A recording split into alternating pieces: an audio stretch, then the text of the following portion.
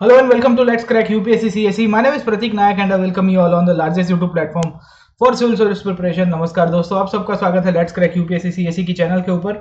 मैं आपका दोस्त और आपका साथी, आपका एजुकेटर प्रतीक नायक फिर से आपके साथ जुड़ रहा हूँ regarding the NCERT sessions that we are continuing.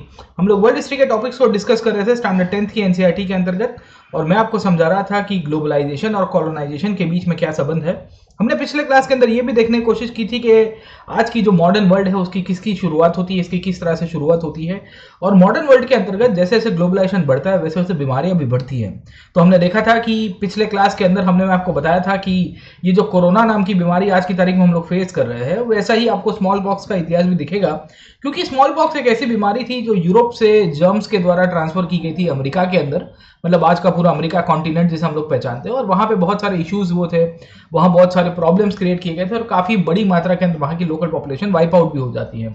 साथों साथ हमको ये भी देखने को मिल रहा था कि ये जो ग्लोबलाइजेशन कंसेप्ट है ये आज का नहीं है, ये बहुत पहले से और बहुत सालों से एग्जिस्ट में आ रहा था। ये धीरे धीरे धीरे आगे और भी ग्रो करता है, और हमने पिछले क्लास के अंदर बताया था कि 19th सेंचुरी तक आते आते टेक्नोलॉजी का डेवलपमेंट होने के कारण, फाइनेंसेस का डेवलपमेंट होने के कारण ग्लोबलाइजेशन को एक नई दिशा दिखती है, ग्लोबलाइजेशन को एक नया आयाम दिखता है, और उसके बाद पूरी तरह से ग्लोबलाइजेशन एक नए डायमेंशन के रूप में उभर के आएगा।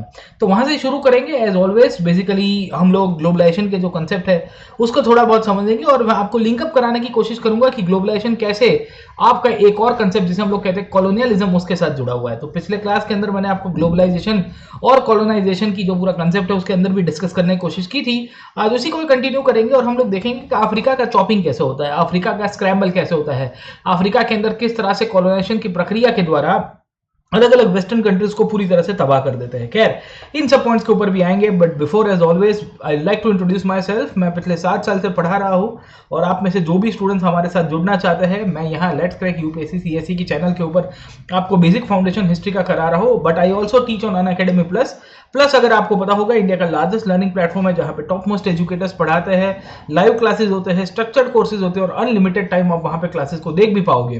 प्लस क्लासेस का फायदा यही है कि आपको वहाँ पे 1-to-1 डिस्कशन करने का भी मौका मिलेगा एजुकेटर के साथ। अगर आप प्लस क्लासेस का अनुभव लेना चाहते हो तो आप हमारे साथ हमारे स्पेशल क्लासेस को देख सकते हो। ये अनअकैडमी के एप्लीकेशन के ऊपर अवेलेबल है, और ये फ्री क्लासेस होते हैं, they are not paid classes, they are just free classes. ये फ्री क्लासेस के बेसिस के ऊपर आप अपनी तैयारी को भी जज कर पाओगे और अच्छी तरह से अपनी प्रिपरेशन भी करवा पाओगे। तो मोस्ट वेलकम है आप लोगों को, you are most welcome to attend the special classes as well. In fact मैंने स्पेशल क्लासेस की सीरीज चलाई थी 24, 25 और 26 फरवरी के दिन।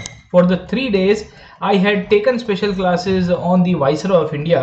इनफैक्ट वाइसरॉय की जो इंपॉर्टेंट रोल प्ले है इंडियन पॉलिटी के अंदर, इंडियन हिस्ट्री के अंदर, उन सब के ऊपर मैंने सेशंस लिए हुए हैं। तो आपको मोस्ट वेलकम है, आप जरूर से अटेंड करेगा, आपको बहुत मजा आएगा।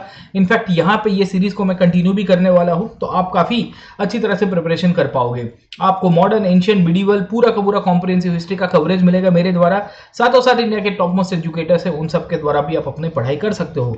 आप आइकॉनिक सब्सक्रिप्शन लीजिए, प्लस सब्सक्रिप्शन लीजिए। आइकॉनिक में आपको पर्सनल कोर्स की फैसिलिटी होती है।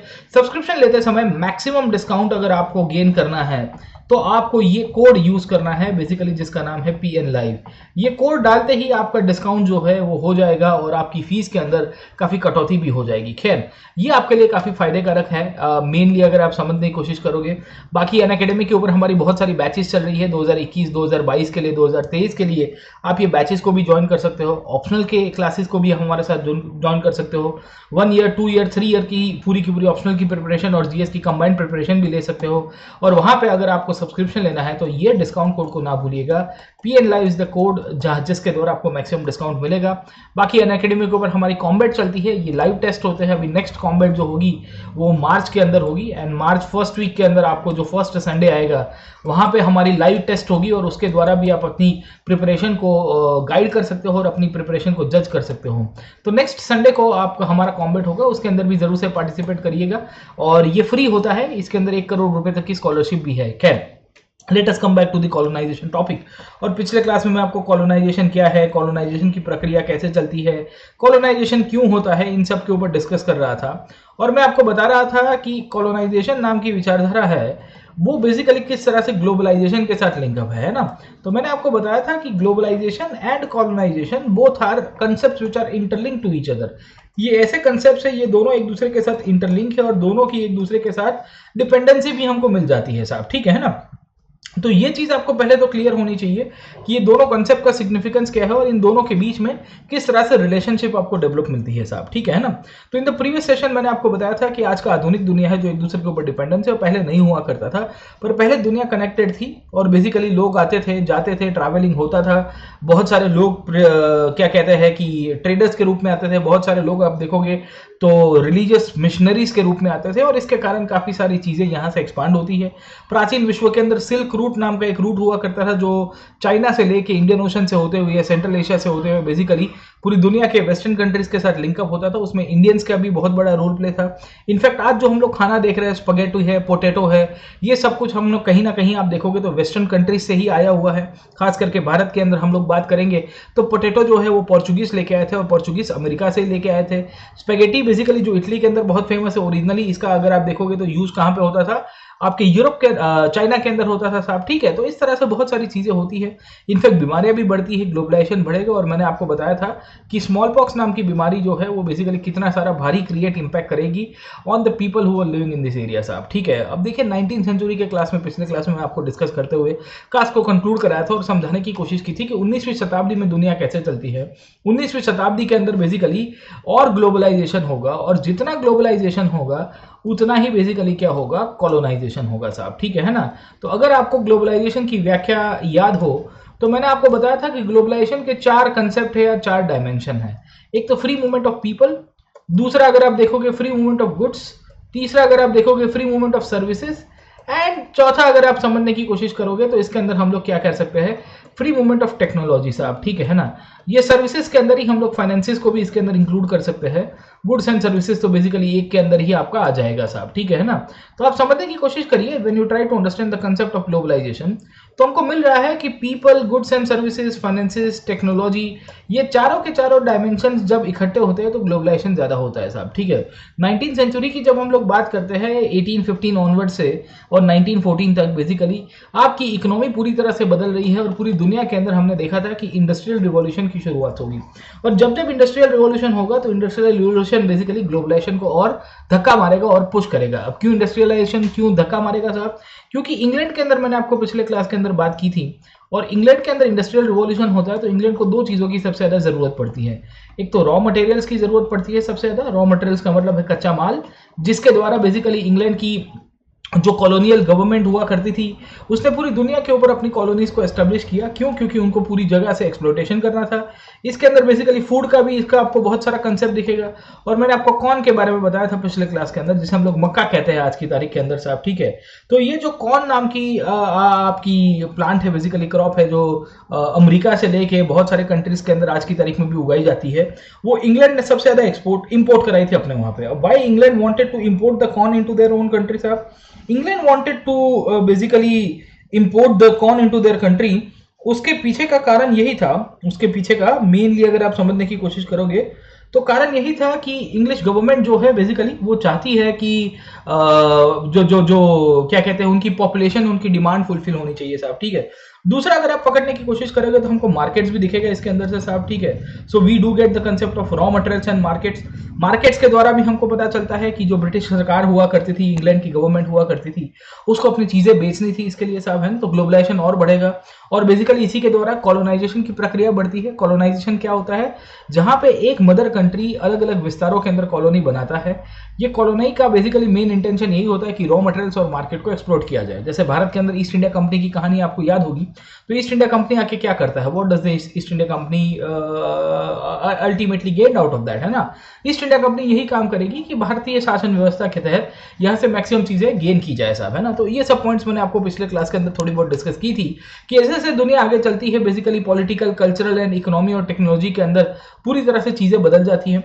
बहुत सारे इकोनॉमिक एक्सचेंजेस बढ़ते हैं, खास करके क्लॉथ एंड वीट के बारे में मैंने आपको बताया था। लोग बड़ी मात्रा में घूमेंगे, कैपिटल का माइग्रेशन भी आपको इसके दौरान हमको देखने को मिलता है। और 19th सेंचुरी के अंदर मैंने आपको बताया कि इकोनॉमी का एक नया कंसेप्ट देखने को मिलता है। क्यों? क्योंकि पहले सेल्फ सफिशिएंसी इन फूड का कंसेप्ट चलता था, अब धीरे धीरे धीरे लोगों को ये लग रहा है कि हमको स्टैंडर्ड ऑफ लिविंग बढ़ाना है। स्टैंडर्ड ऑफ लिविंग मतलब ये है कि हम लोग बेसिकली खाली हमारे यहाँ पे जो चीजें मिल रही है वो नहीं खाएंगे, हम पिज्जा खाएंगे, हम बर्गर खाएंगे, हम वेस्टर्न कंट्रीज के अंदर मिलती है जो चीज़ें, कॉन्टिनेंटल डिशेस दिखती है, वो सब खाने की कोशिश करेंगे साहब, ठीक है। तो होगा ये कि 18 सेंचुरी के अंदर इंग्लैंड के अंदर फूड की डिमांड बहुत बड़ी, और धीरे धीरे हमको पता चलता है कि लोग माइग्रेट होने की शुरुआत करेंगे। बहुत सारी चेंजेस आपके यहाँ पे होगी। इंग्लैंड के अंदर बहुत सारी बड़ी मात्रा के अंदर लोगों ने बेसिकली खाने पीने की चीज़ों को भी बहुत बड़ी मात्रा में डी एंड क्रिएट की थी साहब, ठीक है ना। तो फूड प्राइसेस बढ़ते हैं, आपके फूड प्राइसेस बढ़ने के कारण हमको ये भी पता चलता है कि लोग माइग्रेट करेंगे। Over a period of time Britain का कंजम्पशन बढ़ता है। वी ऑल्सो फाइंड कि धीरे धीरे ब्रिटेन का जैसे कंजम्पशन बढ़ेगा उतने ही फूड इंपोर्ट्स आपके बढ़ते रहेंगे, और इसी के बाद दुनिया के अलग अलग विस्तारों के अंदर कॉलोनी बनाने की प्रक्रिया चलती है साहब, ठीक है ना।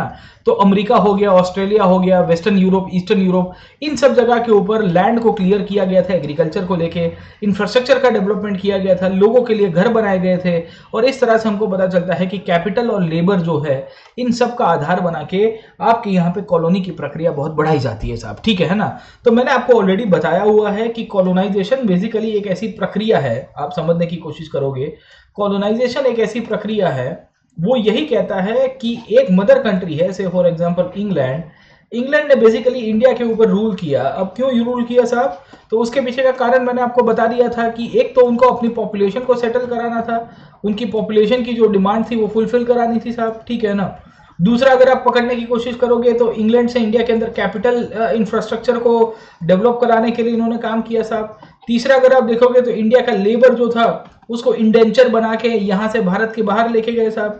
तो इनको मैं कल के क्लास के अंदर डिस्कस कराऊंगा, ये इंडेंचर लेबर की जो प्रथा है, इंडेंचर लेबर की जो सिस्टम है वो कैसे चलती है, and how England India relationship basically were governed in this period साहब, है ना। तो इंग्लैंड और भारत की जो संबंध है वो किस तरह से गवर्न किए जाते हैं उसके ऊपर भी डिस्कस करेंगे। बट ये आपके मोटे मोटे तौर के ऊपर आपको पॉइंट दिखेगा जब कॉलोनाइजेशन होता है साहब, ठीक है ना। तो ग्लोबलाइजेशन आपकी इंडस्ट्रियल रिवॉल्यूशन हो, इंडस्ट्रियल रिवॉल्यूशन ने कॉलोनाइजेशन और ग्लोबलाइजेशन दोनों को बढ़ावा दिया है। It has created an impact जहां आपकी इंडस्ट्रीज भी बढ़ती है और आपकी कॉलोनीज भी बढ़ने की शुरुआत होगी साहब, ठीक है ना। तो ये दोनों पॉइंट्स को आपको कंसेप्चुअली थोड़ा ध्यान में रखने की आवश्यकता है, और इसी के कारण हमको ये पता चलता है कि इंग्लैंड से बहुत सारे लोग माइग्रेट भी करेंगे। There will be many people who will be migrating from England to the other parts of the world साहब, ठीक है ना। क्योंकि अब न्यू इकोनॉमी बन रही है, अब उनको पता है कि हम लोग अपनी नई कॉलोनी बना रहे हैं, तो कॉलोनी बनाएंगे तो वहां पे लेबर की जरूरत होगी, कॉलोनी बनाएंगे तो वहां पे बेसिकली ऐसे लोग आएंगे जो मैन पावर के रूप में हमको आवश्यकता है। और इंग्लैंड उस टाइम पे नंबर 1 कंट्री हुआ करता था, तो इंग्लैंड से ही बहुत सारे लोग बेसिकली माइग्रेट होकर दुनिया के अलग अलग देशों के अंदर स्थायी हो जाता है। जैसे पहले अमेरिका के अंदर हुए थे, इस समय के दौरान ऑस्ट्रेलिया में जाएंगे, न्यूजीलैंड के अंदर जाएंगे, आप देखने की कोशिश करोगे तो ऐसे एरिया जहां प्लांटेशन एग्रीकल्चर बहुत अच्छा चल रहा है, वहां पे एरियाज के अंदर अपनी पॉपुलेशन को सेटल करवाने की बात की जाएगी। तो ये सब क्यों करवाया जाता है, why all this things were done by the government साहब, ठीक है। क्योंकि गवर्नमेंट चाहती थी मेनली कि इसके द्वारा बेसिकली जो इकोनॉमिक कंडीशन है, इकोनॉमिक सिस्टम है, उसको और आगे पुश किया जाए साहब, गेटिंग माय पॉइंट, है ना।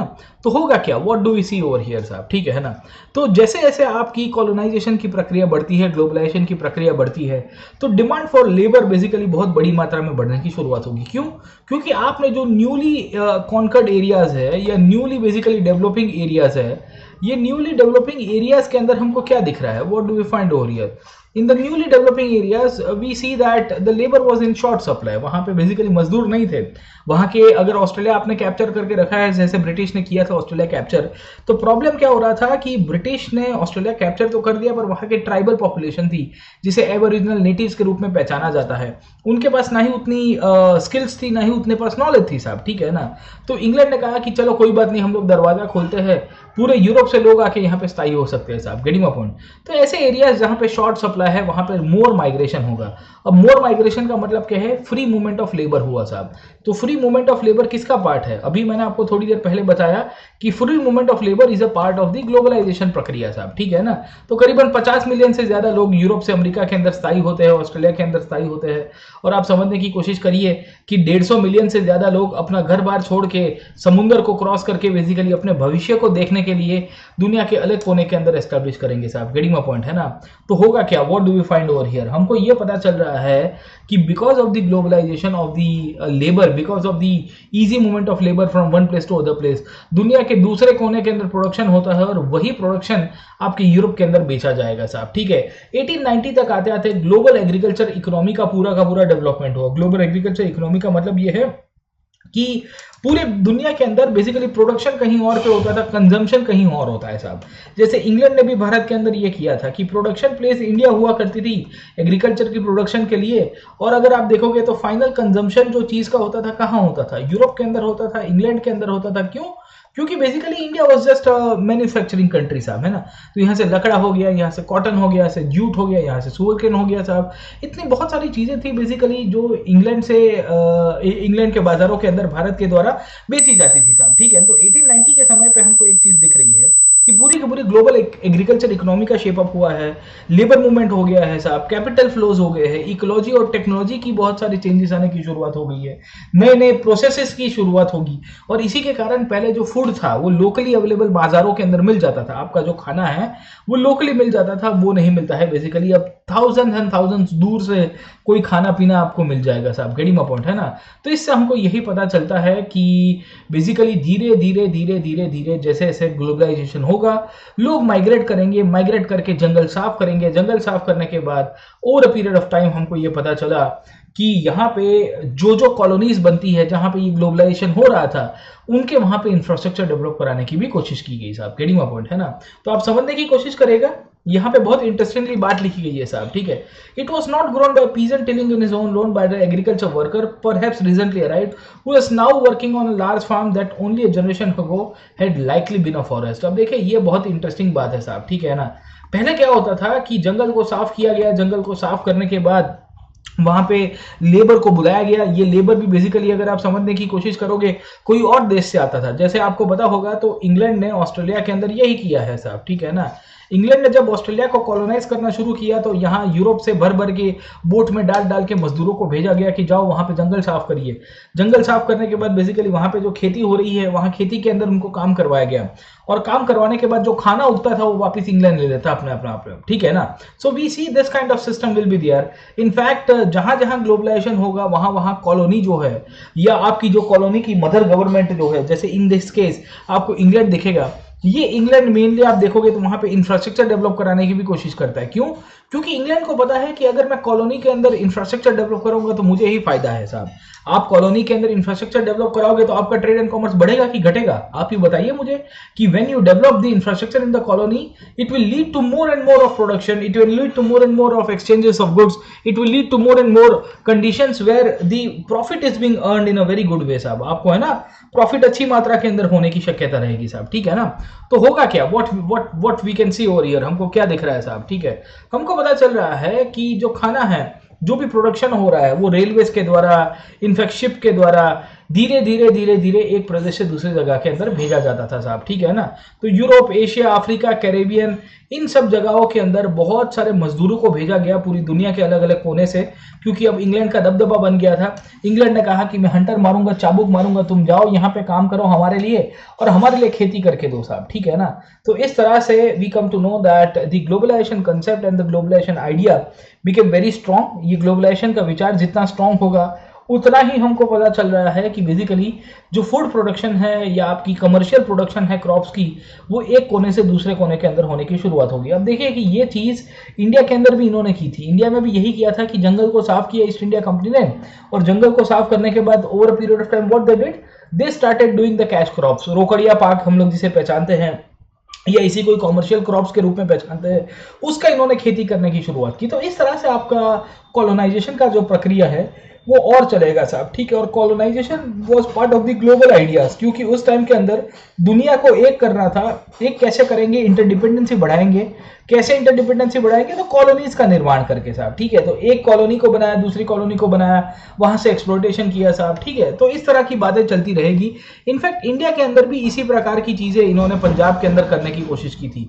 अब यू माइट बी अवेयर कि Punjab is known as wheat bowl of India साहब। आज की तारीख में पंजाब क्या है, व्हीट बोल है। अब देखो ये वेस्ट पंजाब की बात की गई है। वेस्ट पंजाब मतलब आज का पाकिस्तान वाला पंजाब हम लोग कह सकते हैं, जहां पे बेसिकली एक टाइम के ऊपर ब्रिटिश इंडिया का ही पार्ट था।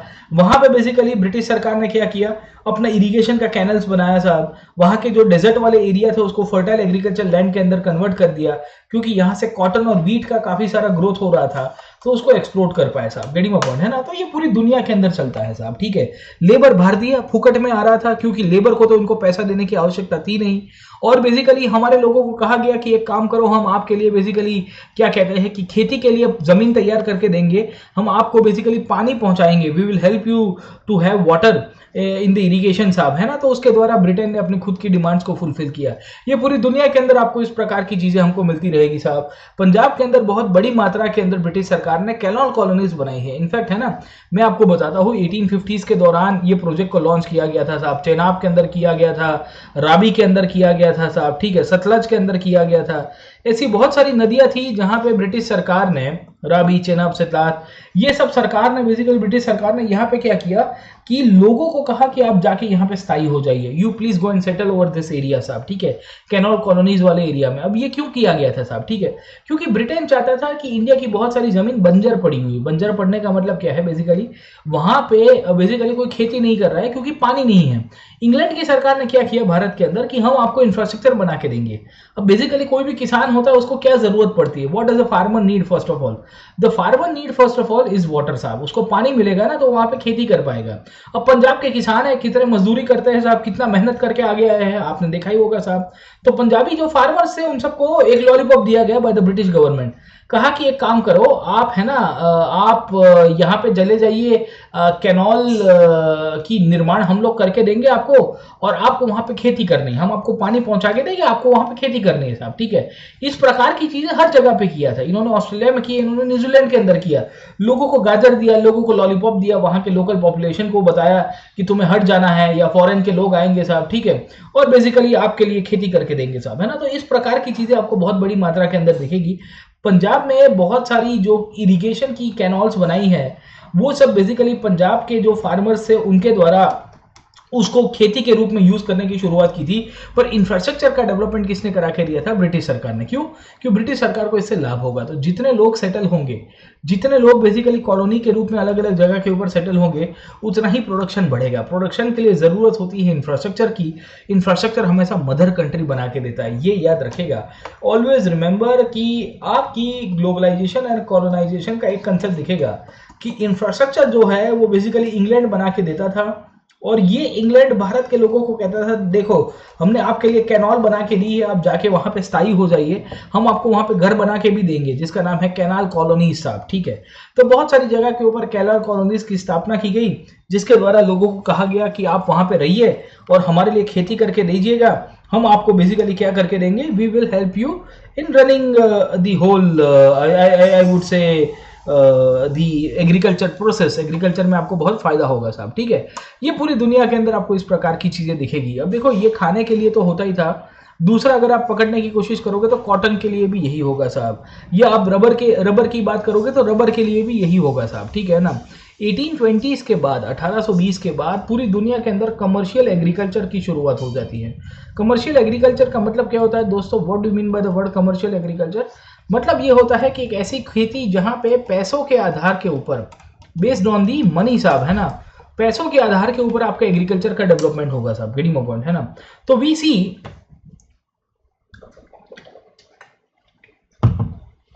सी in the globalization process and the global world, हमको दिख रहा है कि ये जो ग्लोबलाइजेशन की जो प्रक्रिया हुई है उसमें कमर्शियल एग्रीकल्चर बहुत बड़ा रोल प्ले था। तो उसमें कॉटन हो गया, रबर हो गया, इन सब क्रॉप्स को ज्यादा तवज्जो दी जाती थी और इनको कहा जाता था कि आपको इसको ग्रो करना है, इसको एक्सपोर्ट करना है साहब, ठीक है ना।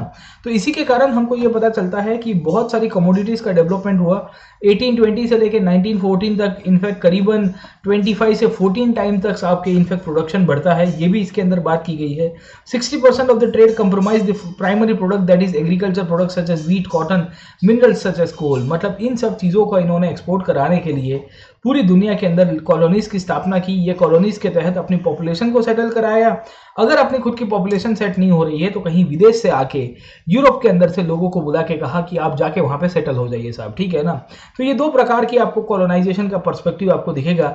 बहुत बड़ी मात्रा के अंदर लोग माइग्रेट करते हैं एक जगह से दूसरी जगह। जैसे आप देखोगे तो 1874 का ये फोटोग्राफ है, Irish immigrants waiting to board the ship by Michael Fitzgerald. मतलब ये आर्टिस्ट है बेसिकली, आप देखो तो ये फोटोग्राफ के द्वारा हमको क्या दिख रहा है, we can see so and so people are happy and they are ready to go to some foreign lands just to have a better future. वहां पे इनके साथ मजदूरी कराई जाती थी। वैसे ही अगर आप देखोगे तो यहाँ पे एक फोटोग्राफ है, immigrant ship living for the US साहब, है ना। तो अमेरिका के लिए ये बोट जा रही है, उसमें भी भर भर के लोग बैठ गए हैं और लोगों ने कहा कि हम लोग अमेरिका जाएंगे और अमेरिका जाके अपना भविष्य सुधारेंगे। तो इस प्रकार की चीजें आपको बहुत बड़ी मात्रा के अंदर दिखेगी जो ग्लोबलाइजेशन के अंदर हमको मिलती है साहब, ठीक है ना। तो जब जब हम लोग ग्लोबलाइजेशन को देखते हैं तो एक चीज याद रखेगा, ऑलवेज रिमेंबर वन थिंग साहब, ठीक है। जब हम लोग फ्री मूवमेंट ऑफ पीपल की बात करते हैं, when we talk about the free movement of people, ये फ्री मूवमेंट ऑफ पीपल जब एक जगह से दूसरी जगह माइग्रेट होंगे तो this will lead to something called as colony साहब। क्योंकि है ना, एक ऐसे लोग हैं जो वहां से लोकली बिलोंग नहीं करते हैं, और वो बेसिकली लोकली बिलोंग नहीं करेंगे तो वो अपने देश की जो संस्कृति है, अपने देश की जो कल्चर है, वो एक जगह के ऊपर आके स्थायी करेंगे। जैसे बेसिकली ब्रिटिश ने इंडिया में किया, या ब्रिटिश ने बेसिकली फिजी के अंदर करेंगे, या ब्रिटिश यही अगर आप देखोगे कैरिबियन आइलैंड्स के अंदर करते हैं, कितनी बड़ी मात्रा के अंदर लोगों को सेटल कराते हैं। ये क्यों करवाया जाता था? Why the settlement was done साहब? The settlement was done because they wanted to create a world जहां पे उनकी पॉपुलेशन जाके स्थायी हो जाए साहब, ठीक है। तो इसके कारण ये न्यू इकोनॉमी बनती है, फूड के ऊपर बनी, फूड के साथ साथ अगर आप पकड़ने की कोशिश करोगे तो कमर्शियल एग्रीकल्चर के ऊपर भी बनती है। मूलभूत रूप से हम लोग कह सकते हैं कि बेसिकली ये जो कॉलोनाइजेशन हो रहा था ये रॉ मटेरियल्स के लिए हो रहा था। इनको कच्चा पाक चाहिए था, कच्चा माल चाहिए था। ये जो रॉ मटेरियल्स है इसके आधार के ऊपर उनका खुद का गाड़ी चलेगा, इसके लिए बेसिकली आपको ये डेवलपमेंट दिखता है। अब देखिए आगे चलते हैं, let us proceed further and let us try to see कि फर्दर डेवलपमेंट क्या होगा। और बेसिकली ये जो ग्लोबलाइजेशन की प्रक्रिया है उसमें टेक्नोलॉजी ने क्या रोल प्ले किया है साहब, ठीक है ना। What has been the role play of technology in the globalisation.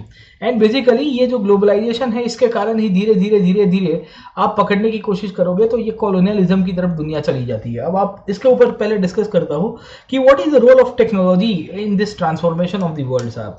आज की दुनिया एक ग्लोबल वर्ल्ड के रूप में इंटरकनेक्टेड है। वो क्यों है साहब? हमारी इंटरकनेक्शन क्यों है? Why we have so much of global interconnection? The reason we are interconnected because we are technologically so much dependent. हम लोग पूरी की पूरी दुनिया के लोग हैं वो अगर आप पकड़ के चले टेक्नोलॉजिकली कितने सारे डिपेंडेंट है साहब, ठीक है। तो रेलवेज हो गई, स्टीम्स हो गई, टेलीग्राफ हो गए, ये सब ऐसे ऐसे इन्वेंशंस थे जो 19th सेंचुरी के अंदर ही हुए साहब। आपको भी पता होगा कि इन सब का बोट का बड़ी बड़ी बोट का डेवलपमेंट हुआ, बेसिकली जो स्टीम बोट कहते हैं हम लोग साहब, स्टीमर के रूप में पहचानते हैं साहब, ठीक है। या आप पकड़ के कोशिश करोगे टेलीग्राफ की बात करेंगे, रेलवेज की बात करेंगे, इन सब के कारण दुनिया एक छोटे ग्रुप के अंदर बन जाती है। इन सब के कारण दुनिया जो है क्या होता है साहब, धीरे धीरे धीरे इकट्ठी हो जाती है। आज की तारीख में इंटरनेट का जमाना है कि नहीं है? अगर इंटरनेट ना आया होता, आप सोच लीजिए, तो ये कोविड जैसी हम लोग बीमारी को सर्वाइव कर पाते? अगर इंटरनेट ना होता तो क्या मैं आपको पढ़ा पाता? बेसिकली इंटरनेट होने के कारण ही हम लोग की डिपेंडेंसी भी बढ़ी है और इंटरडिपेंडेंसी भी बढ़ गई है। हम एक दूसरे के ऊपर भी डिपेंडेंट हो गए हैं और ज्यादा डिपेंडेंट हो गए साहब, ठीक है।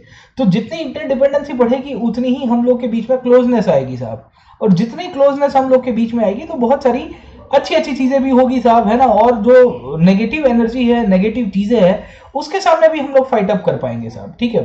तो ये जो रोल ऑफ टेक्नोलॉजी की बात करते हैं, when we try to understand the role of technology, तो आपको पता होना चाहिए कि रेलवे है, स्टीमर है, टेलीग्राफ है, इन सब ने दुनिया को इकट्ठा कर दिया साहब। और धीरे धीरे धीरे धीरे धीरे हमको पता चलता है कि दुनिया एक कंसेप्ट के रूप में, एक ग्लोबल फैमिली के रूप में उभर के आ गई साहब। गेटिंग माय पॉइंट, है ना। तो this is how we see that technological advances जो है उसको आप सिंगुलरली नहीं देख सकते। टेक्नोलॉजिकल प्रोसेस के कारण ही दुनिया एक होती है साहब। गेटिंग माय पॉइंट, है ना।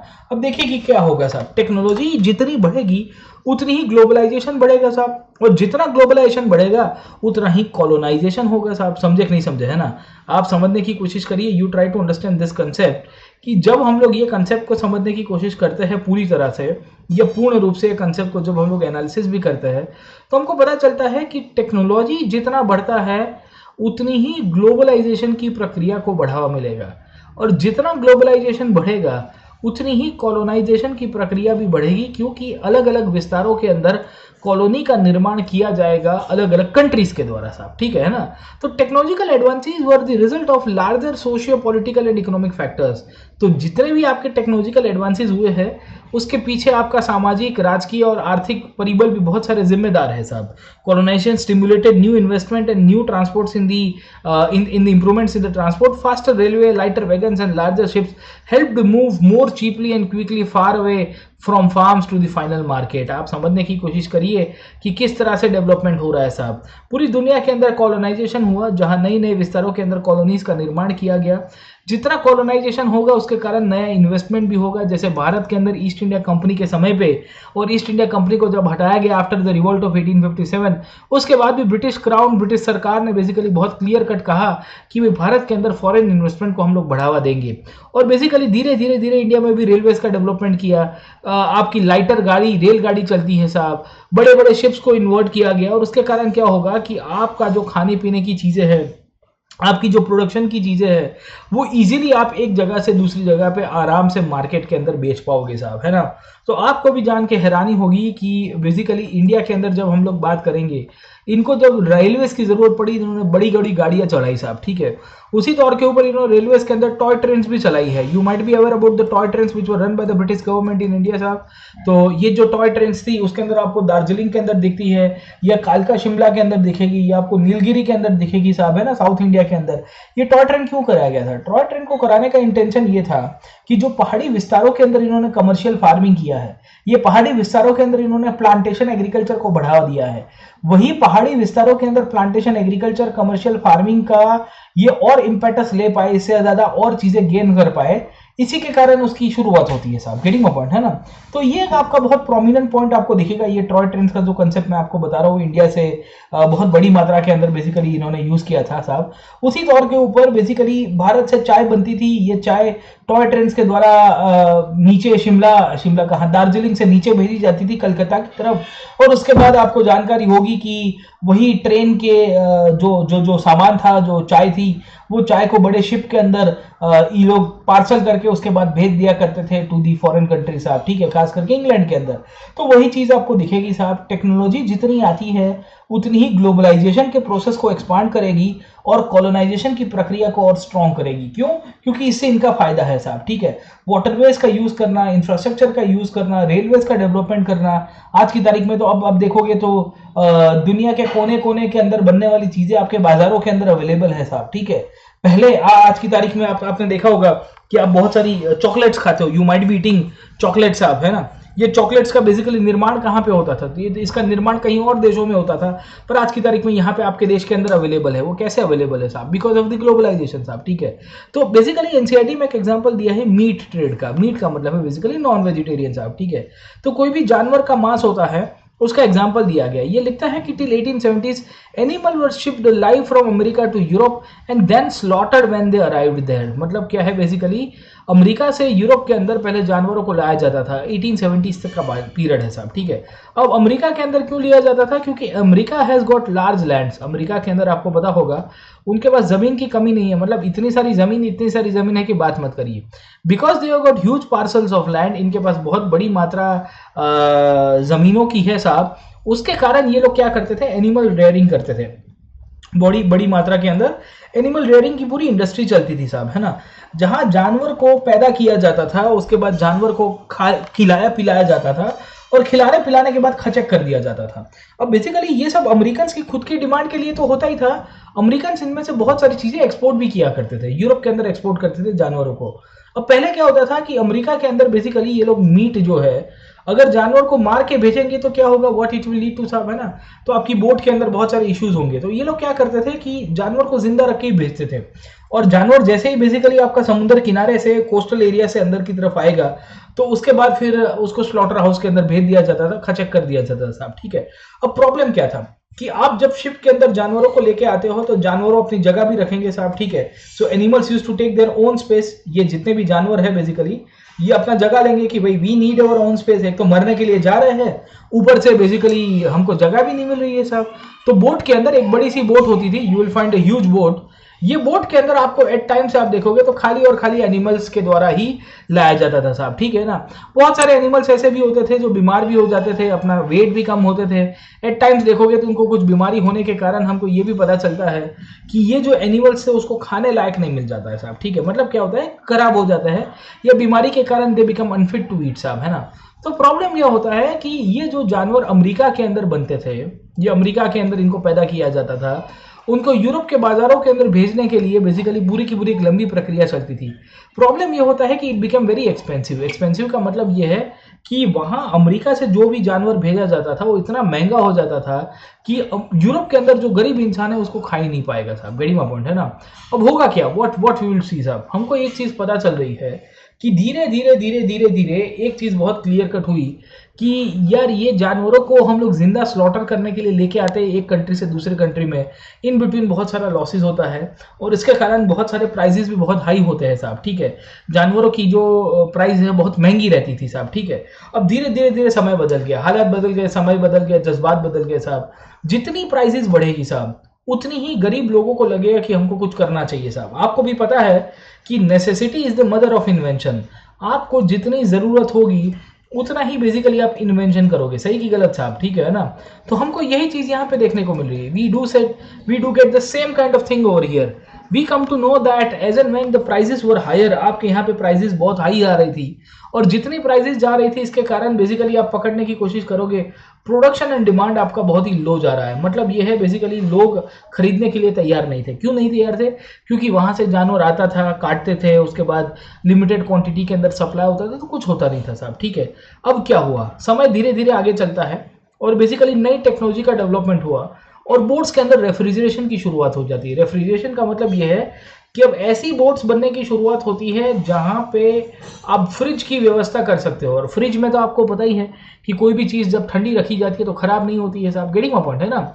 तो we see what do we get over here, we see the new technology जहां पे रेफ्रिजरेशन शिप्स का यूज किया गया, जिसके कारण जितना भी पेरिशेबल फूड्स था, पेरिशेबल फूड्स का मतलब क्या होता है कि ऐसा कोई भी कमोडिटी, ऐसा कोई भी खाने पीने की चीज जो जल्दी बिगड़ जाता है, जल्दी खराब हो जाता है साहब, उसको आप आराम से लॉन्ग डिस्टेंस तक ट्रैवल करा पाओगे। You will be able to, I would say, cut the meat at the home place, उसके बाद बोट में डाल दोगे, बोट में डालने के बाद उसको कहीं और भी ट्रैवल करा पाओगे साहब, ठीक है। तो फायदा ये होता है कि एनिमल्स को अपने स्टार्टिंग पॉइंट पे ही स्लॉटर कर दिया जाता था। मतलब ये है कि पहले जानवर को काटो, उसके बाद उसको टिन के अंदर पैक कर दो। टिन के अंदर पैक करने का मतलब उसको डिब्बे के अंदर रख दो और उसके बाद उसको फिर यूरोप के अंदर भेजा जाएगा एज अ फ्रोजन मीट साहब। आप समझने की कोशिश करिए। तो अब यूरोप में मीट की सप्लाई की कोई कमी नहीं है। अमेरिका है, ऑस्ट्रेलिया है, न्यूजीलैंड है, इन सब प्रदेशों से all this regions were known for the sending of the meat to the Europe. और यूरोप के अंदर बहुत बड़ी मात्रा के अंदर अगर आप समझने की कोशिश करोगे तो बहुत सारी बड़ी मात्रा के अंदर बेसिकली सामान को एक्सपोर्ट भी किया गया। बट ये वो मीट था जो ऑलरेडी पैक्ड करके आता था साहब। इससे एक तो आपकी शिपिंग कॉस्ट बहुत डाउन चली गई और मीट की क्वांटिटी अच्छी हो गई। मीट की क्वांटिटी अच्छी होगी तो ऑटोमेटिकली उसके प्राइसेस भी कम हो जाएंगे। यूरोप के अंदर जो गरीब लोग हैं वो लोग भी अब मीट खा पाएंगे, और जो लोग जितना मीट खाएंगे साहब उतनी ही उनको प्रोटीन्स मिलेगी, उतनी ही उनको डाइटरी कंजम्पशन उनका चेंज होगा। पहले के टाइम के अंदर लोग खाली ब्रेड और पोटैटो बना के चलते थे, अब मीट के साथ साथ, बटर के साथ साथ अंडे भी खाने की शुरुआत करेंगे और उसके कारण उनका स्टैंडर्ड ऑफ लिविंग बढ़ा कि नहीं बढ़ा। तो यू कैन इमेजिन कि धीरे धीरे धीरे धीरे ये जितने भी आम आदमी हैं यूरोप के अंदर उनका स्टैंडर्ड ऑफ लिविंग बढ़ेगा, और उनका स्टैंडर्ड ऑफ लिविंग बढ़ेगा तो वो कहेंगे कि हम तो हमारी सरकार को बहुत मदद करेंगे, हम तो हमारी सरकार को बहुत मदद करेंगे और हमारी सरकार को हम लोग हेल्प करेंगे, उनको सपोर्ट करेंगे, क्योंकि वो इंपीरियलिज्म को बढ़ाए। जितना इंपीरियलिज्म बढ़ेगा उतना ही हमारे लिए खाने पीने की व्यवस्था होगी, उतनी ही हमारी लिविंग कंडीशंस बढ़ेगी और उतनी ही हम लोग के लिए at the end of the day फायदेकारक होगा साहब, ठीक है ना। तो यू कैन इमेजिन कि किस तरह से ग्लोबलाइजेशन के कारण कॉलोनाइजेशन और इंपीरियलिज्म को बढ़ावा दिया गया साहब, ठीक है। इंपीरियलिज्म का मतलब है साम्राज्यवाद। मतलब यह है कि अपना साम्राज्य बनाओ, जितना साम्राज्य बढ़ाओगे उतना ही बेसिकली आपके यहाँ पे क्या कह सकते हैं कि कंडीशंस ऑफ लिविंग जो है वो इंप्रूव होगी साहब, गेटिंग माय पॉइंट है ना। तो यू सी यहाँ पे एक फोटो दिया गया है, meat being loaded on the ship Alexandra 1878 का फोटो है। Export of meat was possible only after ships were refrigerated. Basically आपने शिप्स ने रेफ्रिजरेट कर दिया तो कोई दिक्कत नहीं होती है साहब। The Smithfield club cattle show illustrated London साहब। Cattles were traded at the force brought by farmers to the sale. One of the oldest living market in London was Smithfield. In the middle of the 19th century, huge poultry and meat market was established near the railway line connecting the Smithfield to all the meat supplying centers of the country. मतलब basically एक photograph दिया गया है, ये photograph के अंदर बोला गया है कि ये पुराना बाजार है जहां पे आपके ये मीट का क्या कह सकते हैं कि बेसिकली ट्रेडिंग होता था और मीट का एक्सपोर्ट इंपोर्ट भी यहाँ पे हो जाता था साहब, ठीक है। तो ये सब चीज़ें हमको दर्शाती है कि किस तरह से आपकी जो ग्लोबलाइजेशन है, ये ग्लोबलाइजेशन के कॉलोनाइजेशन का जन्म हुआ। ग्लोबलाइजेशन के कॉलोनाइजेशन का जन्म होता है तो उसी के कारण क्या होगा साहब, इंपीरियलिज्म का भी डेवलपमेंट होने की शुरुआत होगी साहब। गेटिंग माय पॉइंट है ना। अब आपको बहुत इंटरेस्टिंग टॉपिक के ऊपर लेके जाने की कोशिश करूंगा। I like to take you to the very interesting topic कि जिसे हम लोग द स्क्रैम्बल ऑफ अफ्रीका के रूप में पहचानते हैं साहब, ठीक है ना। अब let us go to this topic, let us try to understand the scramble of Africa कि ये स्क्रैम्बल ऑफ अफ्रीका कैसे चला और स्क्रैम्बल ऑफ अफ्रीका के अंदर क्या क्या चीज़ें चलती है। अब आप समझने की कोशिश करिए। मैंने अभी तक आपको क्या बताया, what I have taught you साहब, है ना। मैंने आपको ये बताया है कि ग्लोबलाइजेशन नाम की प्रक्रिया जिसके कारण कॉलोनाइजेशन को बढ़ावा दिया गया। क्यों? क्योंकि बेसिकली ग्लोबलाइजेशन के कारण इंटरकनेक्टेडनेस बढ़ती है साहब। इंटरकनेक्टिविटी बढ़ने के साथ साथ आपने क्या किया कि free movement of labour, free movement of people, free movement of goods and हमने आपको बताने की कोशिश की फ्री मूवमेंट ऑफ टेक्नोलॉजी और बेसिकली गुड्स और सर्विसेज तो साथ साथ ही हो जाएगा साहब। लेबर एंड पीपल ही साथों साथ होगा साहब। गेटिंग माय पॉइंट है ना। और मैंने आपको ये भी बताया कि आपके यहाँ फ्री मूवमेंट ऑफ फाइनेंस होना चाहिए साहब, ठीक है, कि आप इतनी सारी चीज़ों का फ्री मूवमेंट करोगे साहब, लेबर, गुड्स, टेक्नोलॉजी, फाइनेंस, तो उसके कारण ग्लोबलाइजेशन को और बढ़ावा मिलेगा। मतलब ये हुआ साहब कि इंग्लैंड ने, मैंने आपको बताया कि यूएसए के अंदर भी किया, इंग्लैंड ने बेसिकली यही चीज़ इंडिया के अंदर भी करने की कोशिश की और इंग्लैंड के अंदर क्या किया, free movement of basically finance करने की कोशिश की। और कैसे किया, इंग्लैंड से इन्वेस्टमेंट इंडिया के अंदर आया, इंग्लैंड से इन्वेस्टमेंट इंडिया के अंदर आया तो इंडिया में इंफ्रास्ट्रक्चर बढ़ाया गया। इंडिया में इंफ्रास्ट्रक्चर बढ़ाया गया तो क्या हुआ, what we see that India के अंदर कैनाल की निर्माण की गई, कैनाल्स के द्वारा इरिगेशन को प्रमोट किया गया और जितना इरिगेशन प्रमोट होगा उतनी ही ब्रिटेन को फूड क्रॉप्स और उतनी ही ब्रिटेन को बेसिकली जो कैश क्रॉप्स है, ये कैश क्रॉप्स के अंदर फायदा होगा कि नहीं होगा साहब, ठीक है। तो ये तो एक प्रकार का आपका कॉलोनाइजेशन का प्रक्रिया था।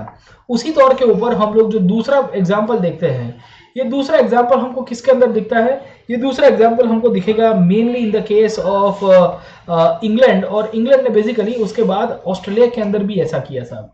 अब देखिए ऑस्ट्रेलिया के अंदर प्रॉब्लम क्या था, ऑस्ट्रेलिया के अंदर जो ओरिजिनल लोग थे वो सब नेटिव्स थे, एबोरिजिनल लोग कहते हैं।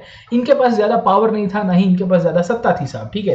व्हाट इंग्लैंड डिड और ऑस्ट्रेलिया साहब, इंग्लैंड ने ऑस्ट्रेलिया के ऊपर क्या किया, पहले तो फ्री मूवमेंट ऑफ पीपल कर दिया। मतलब वहां पे बहुत सारे यूरोप के लोगों को स्थायी कराया गया साहब। इनको कहा गया कि फॉरेस्ट क्लियर करिए, you please clear the forest साहब, ठीक है। तो बड़ी मात्रा में जंगल को साफ कराया गया। जंगल को साफ कराने के बाद यहाँ पे एग्रीकल्चर का प्रोडक्शन बढ़ता है साहब, ठीक है। एग्रीकल्चर के साथ साथ यहाँ पे मीट इंडस्ट्री को भी बढ़ावा देने के लिए यहाँ पे पोल्ट्री फार्म्स का डेवलपमेंट हुआ।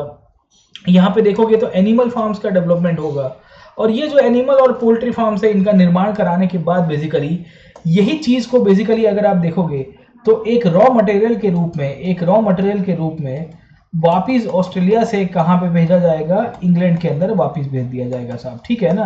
तो इससे क्या होता है कि कॉलोनाइजेशन बढ़ता है, आपकी कॉलोनी और बढ़ती है साहब, ठीक है।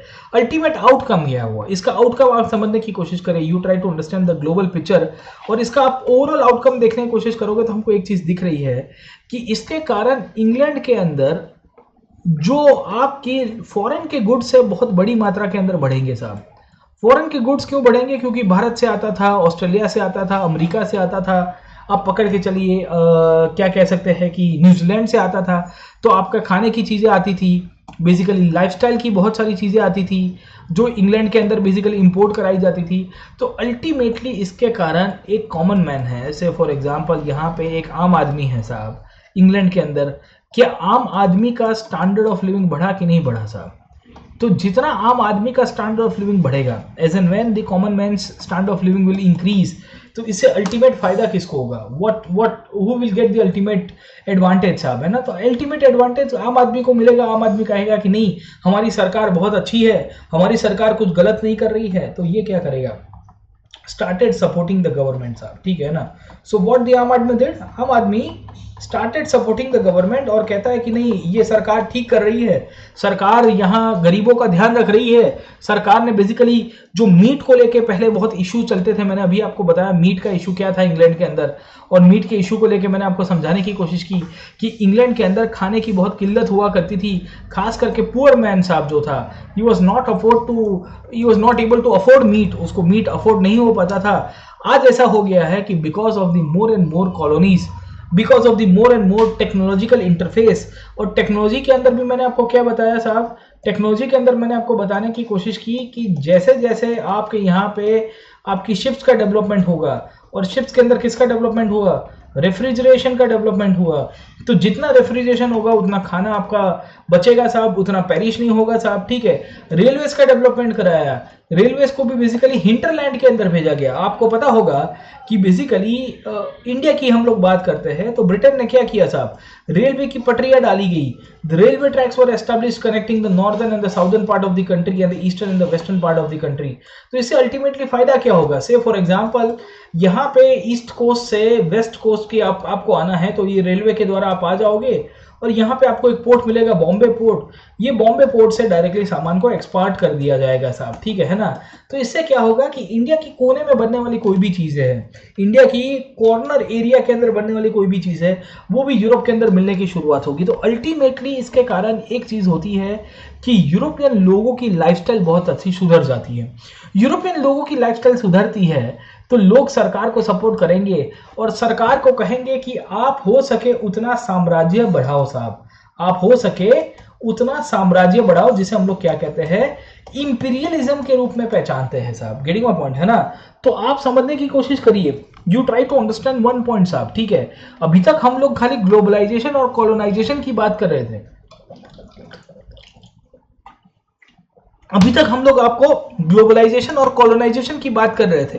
अब यहां से एक नया कंसेप्ट आपको दिख रहा है, वो है इंपीरियलिज्म का कंसेप्ट, जिसे साम्राज्यवाद के रूप में पहचानते हैं साहब, ठीक है.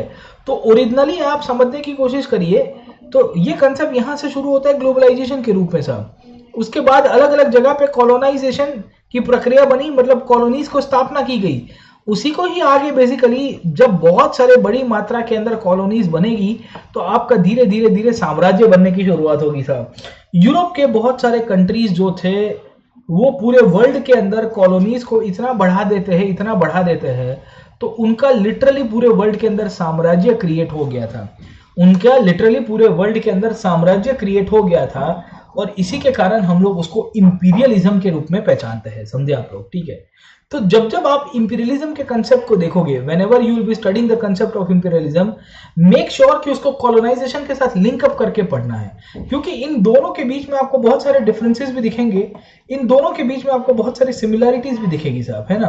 तो ये आपको सिमिलरिटीज और डिफरेंसेस भी आपको पता होने चाहिए. तीसरा पॉइंट, इनके अंदर टेक्नोलॉजी का रोल क्या है वो भी पता होना चाहिए, क्योंकि अगर टेक्नोलॉजी ना आती तो कॉलोनाइजेशन उतना ना हो पाता साहब. टेक्नोलॉजी ना आती तो इतनी इजीली लोग एक जगह से दूसरी जगह ना जा पाते, और एक जगह से दूसरी जगह ना जा पाते तो लिमिटेशन भी बहुत सारी हमको मिल जाती है साहब. गेटिंग माय पॉइंट है ना. तो this is the final and I would say the fundamental reason जिसके कारण ये जो ग्लोबलाइजेशन की जो प्रक्रिया हम लोग देखते हैं उसमें कहीं ना कहीं टेक्नोलॉजी ने भी अपना रोल प्ले आपका बहुत बड़ी मात्रा के अंदर दिख जाता है साहब. गेटिंग माय पॉइंट है ना. तो 2-3 पॉइंट आपको यहां से क्वेश्चन के अंदर पूछे गए हैं कि give 2 examples of different types of global exchanges which took place before 17th century, choosing one example from Asia and one from America साहब, है ना. एशिया और अमेरिका से क्या क्या ग्लोबल हमारे एक्सचेंजेस हुए उसके ऊपर एक क्वेश्चन पूछा है. दूसरा पूछा है explain how the global transfer of disease in the pre modern world helped in the colonization of America. तो मैंने आपको बताया कि दुनिया आधुनिक नहीं हुई थी, उसके कारण क्या हुआ था, ये जो स्मॉल पॉक्स नाम की बीमारी है वो यूरोप से कहाँ चली जाती है. द बीमारी called small pox went from Europe to the America, और यूरोप से जब अमेरिका जाती है तो उसके बाद हमको यही पता चल रहा है कि ओवर पीरियड ऑफ टाइम वहाँ अमेरिका के लोगों की इम्यूनिटी बहुत कम थी, and because the Americans had very low immunity they were wiped out with the small pox name बीमारी. तो ये जो स्मॉल पॉक्स नाम की जो बीमारी थी उससे वो लोग वाइप आउट हो जाते हैं, उनको बहुत सारा प्रॉब्लम होता है साहब, ठीक है. Give 2 examples of different types of global exchanges which took place before 17th century. One from Asia and America. मैंने आपको बताया एशिया से भी बहुत सारी चीज़ें जा रही थी साहब ग्लोबल एक्सचेंजेस के रूप में। और आपको जानकारी होगी इंडिया से स्पाइसेस ये पोर्चुगीज लेके गए थे साहब बहुत बड़ी मात्रा के अंदर, तो ये भी इसी का एक एग्जाम्पल के रूप में हम लोग कंसिडर कर सकते हैं। समझे आप लोग? ठीक है, तो एक चीज़ को हमको पता चल रहा है, one thing we are able to understand, the fundamental thing that we can see from the globalization perspective is that globalization ने धीरे धीरे धीरे धीरे लोगों को इकट्ठा किया और इसके बाद कॉलोनाइजेशन बढ़ा। ये कॉलोनाइजेशन बढ़ने के कारण बेसिकली जब कंडीशंस बहुत अच्छी होती है और यूरोप के लोगों की लाइफस्टाइल बढ़ी, तो उन्होंने अपनी सरकारों को पुश करते हुए कहा कि हमको और भी अच्छी अच्छी चीज़ें चाहिए, हमको और भी अच्छा अच्छा खाने पीने की व्यवस्था करके दो। आप जितना बड़ा साम्राज्य बनाओगे हम आपको मदद रूप करेंगे। और साम्राज्य बनाने के लिए रिसोर्सेज को कंट्रोल करना बहुत ज़रूरी है, और रिसोर्सेज को कंट्रोल करते समय अगर युद्ध हो गया तो क्या करेंगे? what will happen if we'll have the conflict over resources साहब? तो रिसोर्सेज को लेके कन्फ्लिक्ट हो सकती थी। ये कन्फ्लिक्ट का सॉल्यूशन लाने के लिए यही बेसिकली जितने भी आपके वेस्टर्न यूरोप के कंट्रीज थे, इन सब ने बर्लिन नाम की जगह के अंदर, कहाँ पे? बर्लिन नाम की जगह के अंदर एक मीटिंग की, और मीटिंग करने के बाद अफ्रीका को पूरी तरह से तोड़ दिया। जो अफ्रीका के अंदर इंपीरियलिज्म का एजेंडा चलाते हुए, अफ्रीका के लोगों को अपने अधिकारों से हटाते हुए धीरे धीरे धीरे ये जो वेस्टर्न कंट्रीज के शासक थे उन्होंने वहां पे अपना अड्डा जमा दिया। इसको लेट 19th सेंचुरी कॉलोनियलिज्म के रूप में पहचानते हैं। या इसी को ही अगर आप समझने की कोशिश करोगे तो आपको पता चलेगा कि यहाँ पे एक कंसेप्ट पूछा जाता है कि Africa was chopped into states artificially created by accident of European competition analyse. European competition किसको लेके? आपके यहाँ पे कॉलोनाइजेशन को लेके। जितनी कॉलोनी बढ़ेगी उतनी ही संघर्ष होगी, जितनी संघर्ष होगी इसके कारण लड़ाई को टालने के लिए इन्होंने पूरे के पूरे अफ्रीका को डिवाइड कर दिया था अलग अलग पार्ट्स के अंदर। पर अफ्रीका का कैसे डिवीजन हुआ, उसमें किस तरह की खेल खेला गया, कौन सा कंट्री किसको दिया जाता है, उसका हम लोग कल के क्लास के अंदर डिस्कस करेंगे। आज का क्लास यहाँ पे कंक्लूड करते हैं। Let us conclude the class today. Like, share and subscribe to this platform and I am बस most welcome to the plus classes. मैं आपको फिर से प्लस क्लासेस के अंदर आपको वेलकम करूंगा कि आप मेरे पूरे के पूरे कॉम्प्रिहेंसिव कोर्सेज को अटेंड करिए आइए। और जब प्लस क्लासेस को आप अटेंड करोगे तो ये डिस्काउंट कोड को यूज करना ना भूलेगा। Please don't forget to use this discount code साहब, ठीक है? ये कोड आपको यूज करना है PN Live हमेशा। जब भी आप सब्सक्रिप्शन ले रहे हो you are always suppose to use this discount code PN Live। This will get you to the maximum discount. आप 5 से 10% तक डिस्काउंट पा सकते हो after using this subscription code. And I will conclude the class today. ये class आज ही conclude करता हूँ मैं अभी, और मैं आपको जब नेक्स्ट टाइम मिलूंगा तो यहाँ से आगे करेंगे और स्क्रैम्बल ऑफ अफ्रीका के ऊपर चलेंगे। Like, share and subscribe to this platform. Thank you very much and keep studying.